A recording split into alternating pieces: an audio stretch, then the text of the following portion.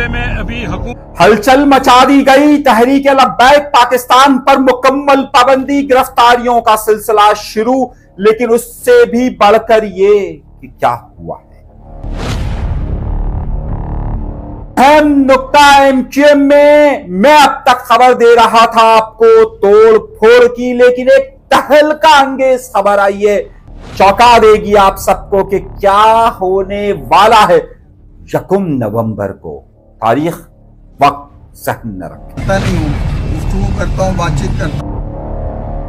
तहरीक इंसाफ का बड़ा धरना और धरने के बाद क्या मामलात हुए, ये सब हकाइक सामने लाने वाला। में अभी हुकूमत नहीं है, वहां की काबीना नहीं है। पाकिस्तान पीपल्स पार्टी ने रियासत के साथ जाने का एक बड़ा फैसला कर लिया। वो फैसला क्या सामने आया है ये भी आएगा। आपने अफगानियों की बात की, इसके ऊपर 200 साल बाद कराची का नक्शा किसके हाथ में होगा, ये राज आज बता देते हैं। आज के प्रोग्राम में मैं आपको देने वाला हूं तहलका अंगेज खबर। एमक्यूएम के बड़ों ने बड़ों से राब्ता किया है, भाईजान की एक तहलका अंगेज एंट्री हुई है और किस बात पर तमाम के तमाम लोग मुत्तफिक हो गए हैं, ये मैं आपको वो बात देने वाला हूं जो अभी तक किसी के इल्म में नहीं होगी। अंदर की सियासत, अंदर के मामलात और उसके बाद मेरी गुफ्तगू आज तहरीक लब्बैक पाकिस्तान के मरकजी कायदीन से हुई है। ऐन उस वक्त जब पाकिस्तान में हुकूमत वक्त ने यह ऐलान कर दिया कि हमने तहरीक लब्बैक पाकिस्तान पर पाबंदी आयद कर दी है। यह भी एक ब्रेकिंग न्यूज दूंगा और वो कौन सा फैसला है कि जिस पे इस वक्त पाकिस्तान पीपल्स पार्टी की हुकूमत ने सर तस्लीम हम करके कह दिया है कि हम इस हवाले से रियासत के साथ चलने के लिए तैयार है। ये आपको मैं बड़ी ब्रेकिंग न्यूज दूंगा, तीनों जमातों की, तीनों की और बड़ी खबर, और उसके साथ साथ तहरीक इंसाफ के धरने का मामला भी आपके सामने लाने वाला हूं।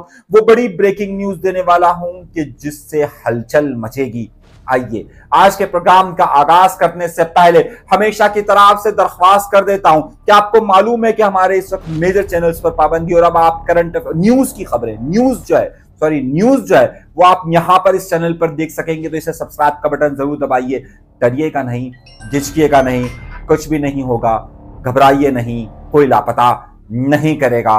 आइए प्रोग्राम का बाकायदा आगाज करते हैं।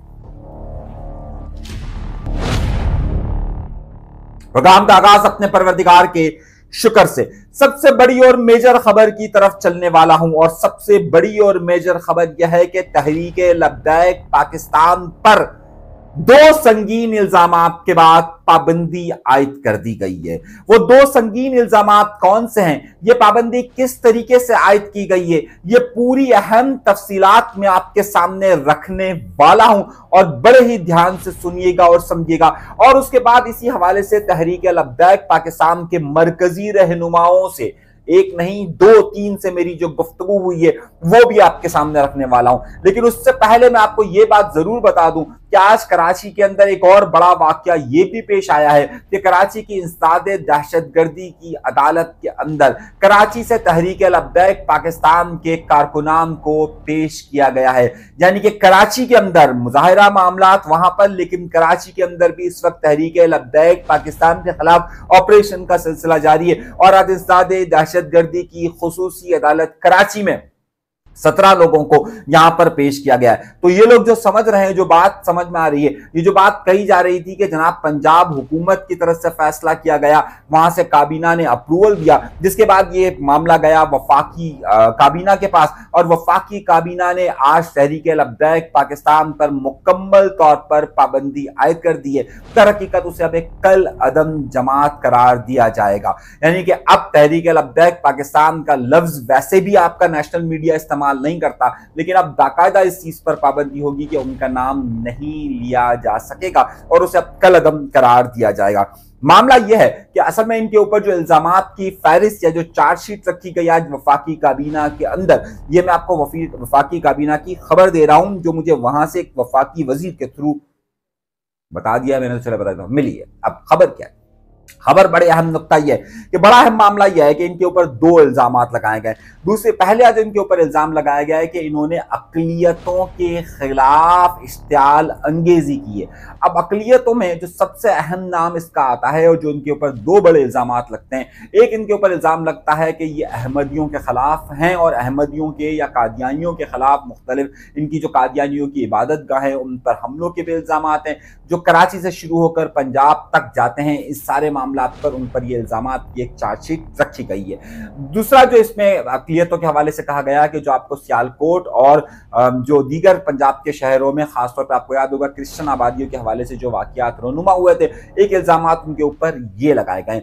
दूसरा जो इनके ऊपर इल्जाम लगाया गया है वो है इश्तियाल अंगेजी के खिलाफ। और इश्तियाल अंगेजी यानी एक अकलियतों के हवाले से इनके ऊपर इल्जाम लगाया गया है और दूसरा इनके ऊपर इल्जाम लगा है इश्तियाल अंगेजी का, यानी कि लोगों को मुश्ताइल करने का रियासत के खिलाफ, और ये खबर उनके ऊपर इल्जामात लगाए।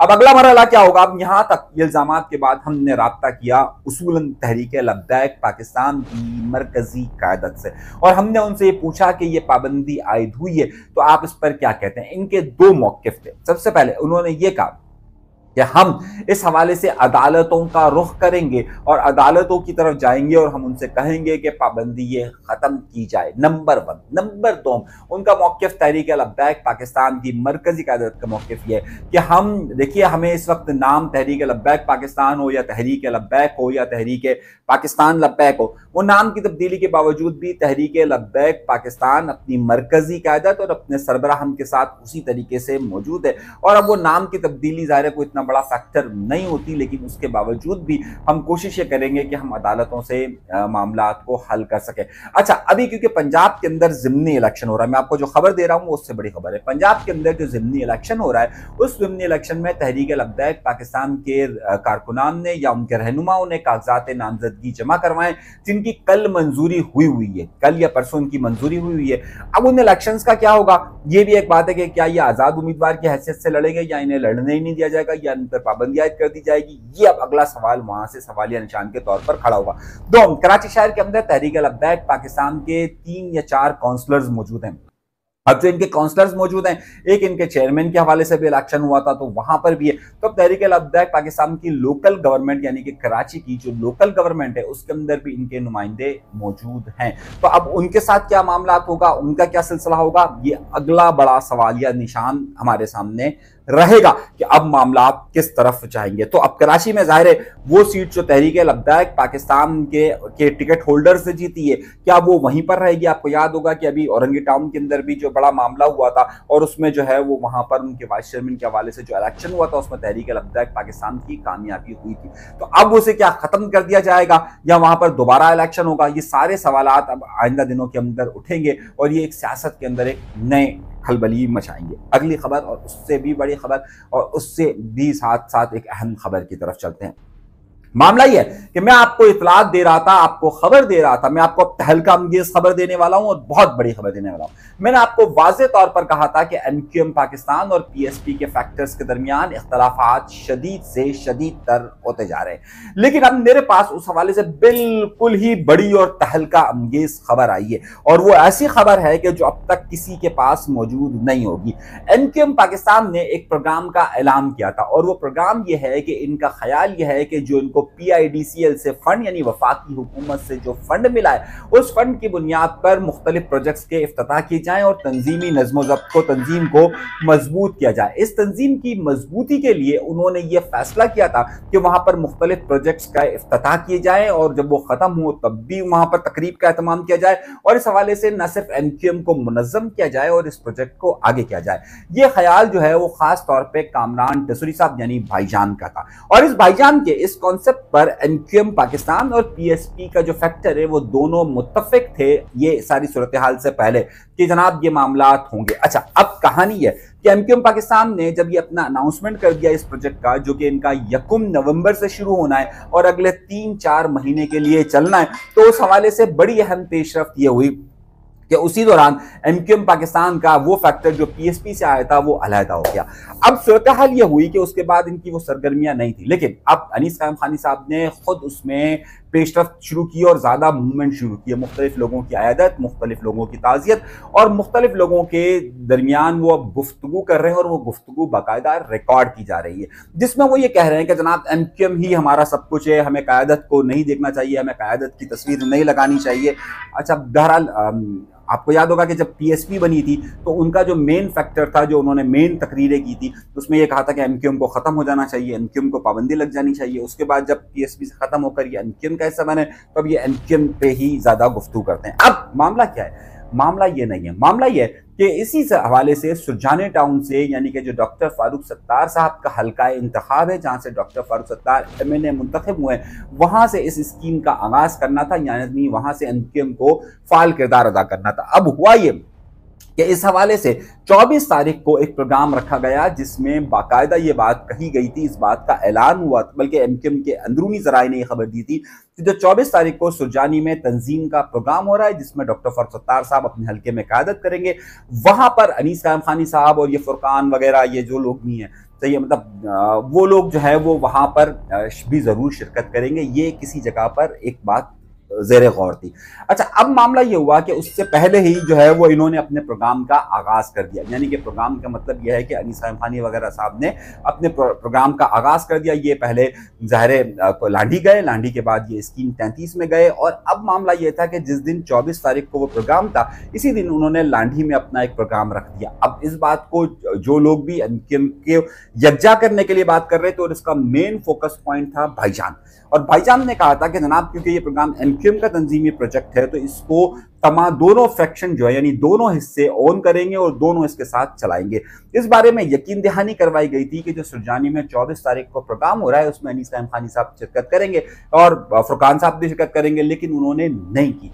अब मामला ये हुआ कि उसके बाद अगले ही दिन, यानी कि जब मैं प्रोग्राम रिकॉर्ड कर रहा हूं, जब मैं आपसे गुफ्तगू कर रहा हूं, आज के दिन ही ये बात तय हुई कि जनाबे वाला अब जो ये प्रोग्राम है, यानी सॉरी 22 तारीख का मैंने आपसे कहा था कि 22 तारीख को ये होगा प्रोजेक्ट, और 22 को, अब आज है 23 तारीख। अब 23 तारीख को यानी 22 को सुरजानी में MQM ने अपना प्रोग्राम किया, उस वक्त अनीस कायम खानी साहब वहां पर नहीं आए।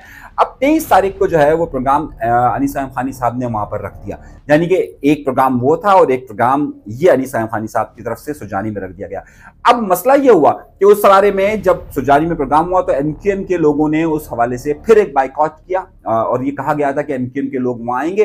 फारूक सत्तार साहब ने बाकायदा कुछ लोगों को शायद ये कहा भी था कि वो लोग उस प्रोग्राम में जरूर जाएं, क्योंकि वो बहरहाल एक जगह पर जो गवर्नर साहब के मामला में ये सब लोग एक थे, यानी कि जो भाईजान का प्रोजेक्ट है कि जो 1 तारीख से शुरू होना है उसमें दोनों जो है वो मुत्तफिक थे कि उसमें दोनों शामिल होंगे, यानी कि अनीस कायम खानी साहब वाला भी हिस्सा, यानी PSP वाला हिस्सा भी और MQM वाला हिस्सा भी वो यकुम वाले में शरीक होगा। अब इतलात ये आई है कि कुछ मोतबर जरायों पर शायद ये गुफ्तगू हुई है कि यकुम वाले प्रोग्राम में जो आज अनीस कायम खानी साहब वाले जो वहाँ प्रोग्राम कर रहे हैं उसमें हो सकता है कि लोगों को इंस्ट्रक्शन दी जाए कि जनाब यकुम वाले प्रोग्राम को जरूर कामयाब किया जाए।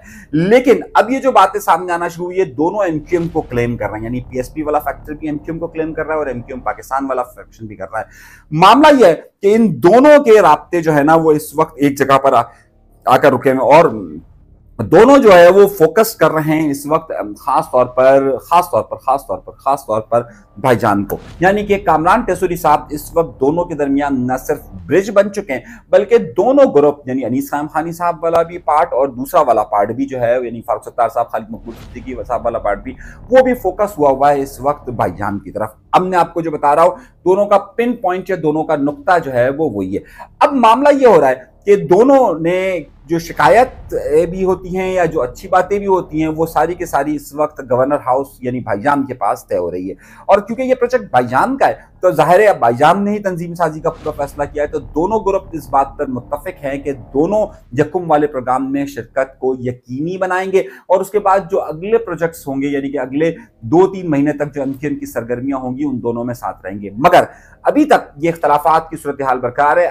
क्या अनीस कायम, अब मैं आपको ये बता रहा हूं कि दोनों में इख्तलाफात जरूर हैं लेकिन दोनों MQM के नाम पर बल्कि एक नहीं हो रहे। मैं आपको फिर बता रहा हूं दोनों MQM के नाम पर ये एक होने के मामला नहीं है, बल्कि दोनों का जो सेंट्रल पॉइंट है इस वक्त वो खासतौर पर फोकस हुआ है किसकी तरफ, भाईजान की तरफ। अब भाईजान का इसमें बड़ा अहम किरदार सामने आ रहा है। वो दोनों को एक साथ बिठाने की कोशिश कर रहे हैं और मुतवक्क के तौर पर मैंने जब फोन कर कुछ अपनी एक जादूगरनी को भेजा तो उसने मुझे बताया कि गवर्नर साहब यानी भाईजान जो है वो आजकल कराची में नहीं है।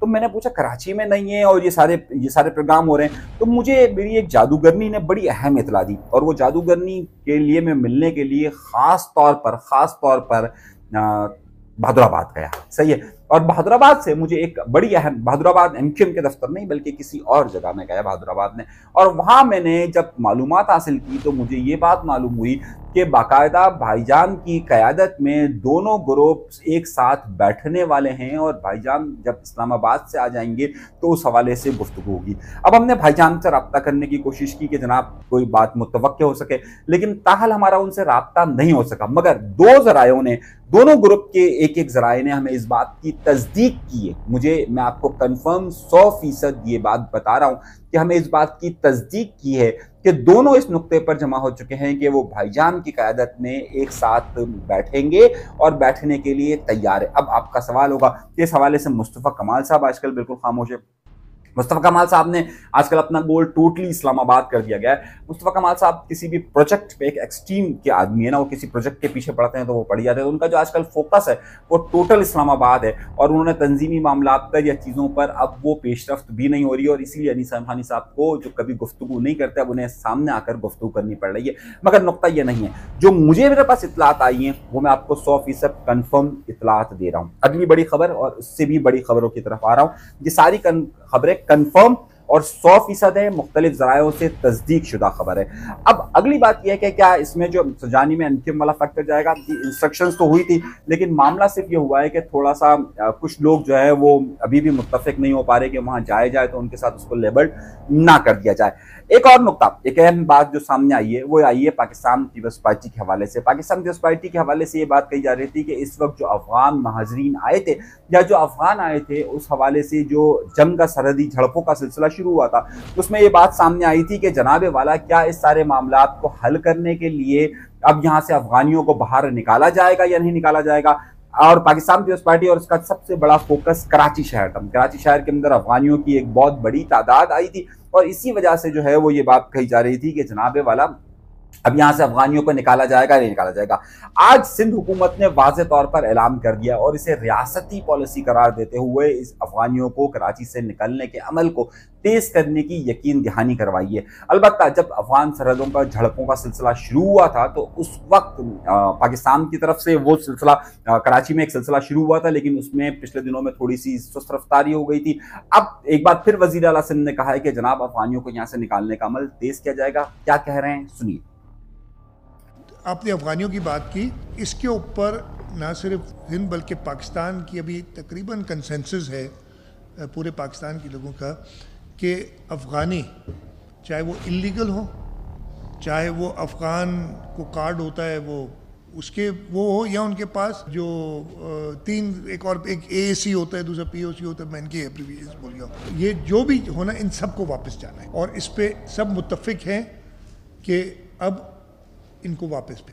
अच्छा, अब ये मामला तो यहाँ तक हो गए। उसके बाद हुआ ये कि हमारे यहाँ पर अभी आजकल तो कराची शहर का हाल आपको पता है बहुत ज़्यादा बिगड़ा हुआ है, लेकिन वज़ीर आला के साथ साथ एक बराबर की कुर्सी में एक साहब बैठे हुए हैं यानी कि शर्जील इनाम मेमन साहब। शर्जील इनाम मेमन साहब ने यह फरमाया है कि हम ऐसा स्ट्रक्चर बना रहे हैं कि कराची में 200 साल तक चलेगा। मेरे भाई, यहाँ इनकी बनाई हुई सड़क जो है वो 2 घंटे नहीं चलती है, 2 मिनट की बारिश बर्दाश्त नहीं कर पाती है। और शर्जील इनाम मेमन साहब ये फरमाते हुए नजर आते हैं कि जनाब वाला ये 2 महीने तक 200 साल तक चलेगा। अल्लाह खैर करे, जब ये 200 साल का मंसूबा दे रहे हैं तो क्या होगा। तहरीक इंसाफ ने एक और मामला किया। तहरीक इंसाफ को आज सुबह हाईकोर्ट से इस बात की इजाज़त मिली कि जिसकी सलमान अकरम राजा कहेंगे वो तमाम के तमाम लोग जाकर वजीर इमरान खान साहब से मुलाकात कर सकते हैं। हुआ ये कि उनके वजीर आला KPK फिर गए, उन्हें नाके पे रोक दिया गया, उन्होंने जो है वो सड़क ब्लॉक कर दी और धरना दे दिया। लेकिन उसके बाद नया काम हुआ। उसके बाद पुलिस आई और कहा जनाब आप वजीर आला होंगे KPK के और ये पंजाब की पुलिस है तो आप समझ गए होंगे। तो फौरन ही जो है वो वजीर आला KPK ने अपनी जगह बदली सड़क से और साइड में जाकर बैठ गए। और कहा कि जनाब जो आपका हुक्म हो। अब आप खुद सोचिए कि पंजाब के पुलिस के हाथों केपीके का वजीर आला अगर पकड़ा जाता तो फिर क्या सूरत हाल होती। खैर वो बहरहाल साइड में बैठ गए। अभी जब मैं प्रोग्राम रिकॉर्ड कर रहा हूँ अब तक उनकी इमरान खान से मुलाकात का मामला तय नहीं हो सका है। अलबत्ता टिकटॉक्स वगैरह सब भरपूर बन रही है, सब उन्हें जो है वो बड़ा अवामी आशिक इमरान कह रहे हैं और इमरान का आशिक है। और इमरान का आशिक क्या वाकई में इमरान तक पहुंचने में कामयाब हो जाएगा और किसे इश्क की मेराज मिलेगी नहीं मिलेगी। ना जाने मैं ये बात सोच रहा था तो मुझे एक शेर याद आ गया और वो शेर मुझे बहुत बहुत एकदम से याद आया।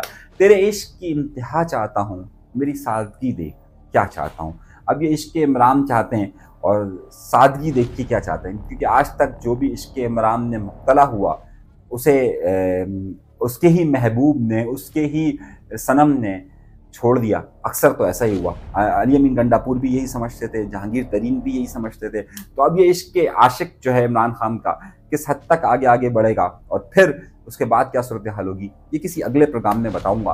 अभी इतना वक्त बहुत ज़्यादा हो चुका है, इसलिए फिर इस पर गुफ्तगू होगी। अभी के लिए दीजिएगा इजाज़त। अल्लाह तबारक व तआला आप सबको खुश खुर्रम रखे, आबाद रखे, सलामत रखे, कायम रखे।